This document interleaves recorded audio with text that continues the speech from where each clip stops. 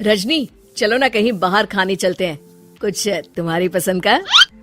जी कि हम लोग एक अच्छे दौर से नहीं गुजर रहे हैं। कोरोना वायरस से हमारा देश ही नहीं पूरी दुनिया प्रभावित है और सबसे ज्यादा प्रभावित है हमारे डेली वेज वर्कर्स, जो देश के अलग अलग कोने से आते हैं रोजगार के लिए, ताकि वो अपना और अपने परिवार का पेट पाल सके। गिव इंडिया, एक्शन एड और हेलो लाया है मैं भी कोविड वॉरियर, एक इनिशिएटिव जिसमें हम सब साथ आए और कोविड-19 से लड़े। So join the cause and support our daily wage workers. जय हिंद।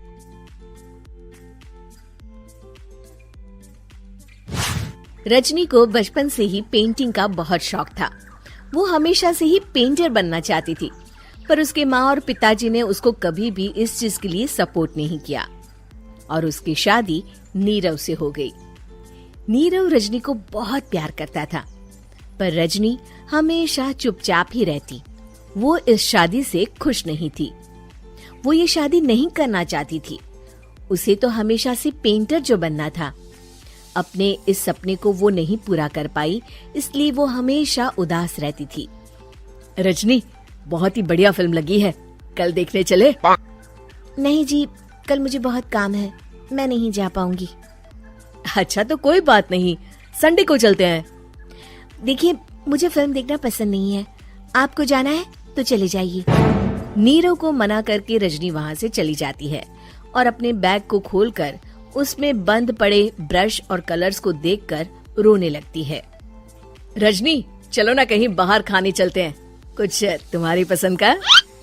जी मुझे नहीं जाना, मेरी तबीयत ठीक नहीं है। रजनी वहाँ से चली जाती है। नीरव को समझ नहीं आता कि रजनी उससे इतना दूर क्यों रहती है। वो जब भी उसके साथ वक्त बिताना चाहता है, रजनी कोई ना कोई बहाना बना देती है।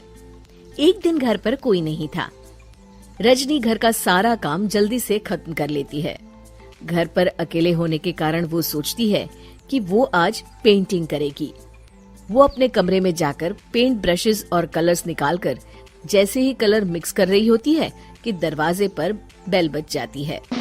अब कौन आ गया इस वक्त? इतनी मुश्किल से तो मुझे पेंट करने का मौका मिला है। रजनी दरवाजा खोलती है तो उसकी सास अपनी सहेलियों के साथ खड़ी होती है और सब घर के अंदर आ जाते हैं। अरे बहू, सबको शरबत बनाकर पिला दे, बाहर तो बड़ी गर्मी है। उफ। जी।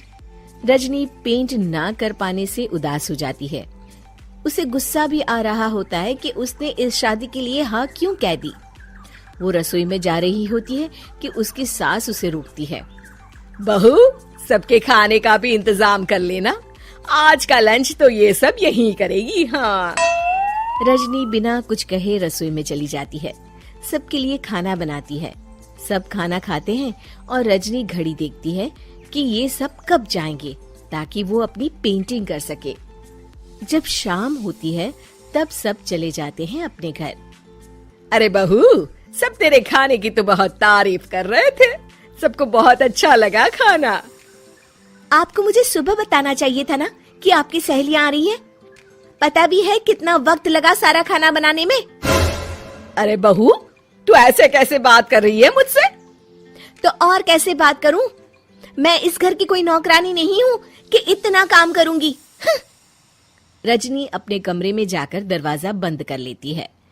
शाम को जब नीरव आता है तो उसकी माँ उसे पूरी घटना के बारे में बताती है। क्या रजनी ने आपसे इस तरह बात की माँ? हाँ, और पता नहीं उसे क्या हो गया है, शाम से बाहर भी नहीं आई है।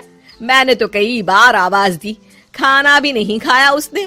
तू ही बात करके देख ले बेटा। नीरव अपने कमरे का दरवाजा खटखटाता है। रजनी, दरवाजा खोलो, मैं हूँ। रजनी दरवाजा खोलती है और फिर वापस जाकर अपने बिस्तर पर लेट जाती है। रजनी, माँ से बात करने का ये क्या तरीका है? मैंने कोई गलत बात नहीं की है। अरे तुम क्यों ऐसे बर्ताव कर रही हो सबके साथ? क्या तुम इस शादी से खुश नहीं हो? रजनी कुछ नहीं बोलती। अरे बताओ मुझे रजनी, क्या ये शादी तुम्हारी मर्जी के खिलाफ हुई है? हाँ, मैं ये शादी कभी नहीं करना चाहती थी। तुमसे क्या, मैं किसी से भी शादी नहीं करना चाहती थी। रजनी रोने लगती है। चुप हो जाओ रजनी, बताओ मुझे, तुम क्यों नहीं करना चाहती थी शादी? रजनी बेड के नीचे से अपने पेंटिंग्स, कलर्स, ब्रश, पेपर्स निकालती है। इतने में उसकी सास भी कमरे में आ जाती है। ये देख रहे हो, ये थे मेरे सपने। मैं पेंटर बनना चाहती थी, पर माँ पापा ने कभी सपोर्ट नहीं किया और मेरी शादी करवा दी। मेरे सारे सपने टूट गए। हर वक्त बस गुस्सा आता रहता है मुझे। मैं जानती हूँ कि आप लोगों की इसमें कोई गलती नहीं है, पर मैं क्या करूँ, मुझे समझ में नहीं आता।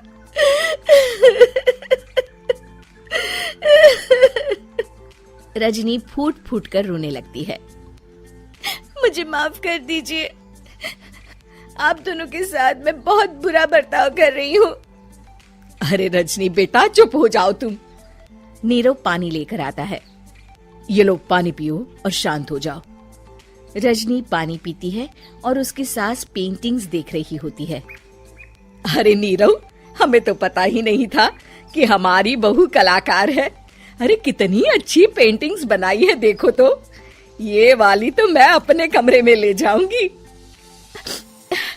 आपको ये पेंटिंग्स अच्छी लगी? अच्छी नहीं, बहुत अच्छी लगी। और तुमने हमें बताया क्यों नहीं? तुम जब चाहे पेंटिंग कर सकती हो रजनी। हम तुम्हारे सपनों को पूरा करने में तुम्हारा पूरा साथ देंगे। हाँ बेटा, हम कला की कद्र करते हैं। हम कलाकार तो नहीं, पर मुझे गर्व है कि मेरी बहू एक कलाकार है। रजनी, नीरव और सास तीनों हंस पड़ते हैं।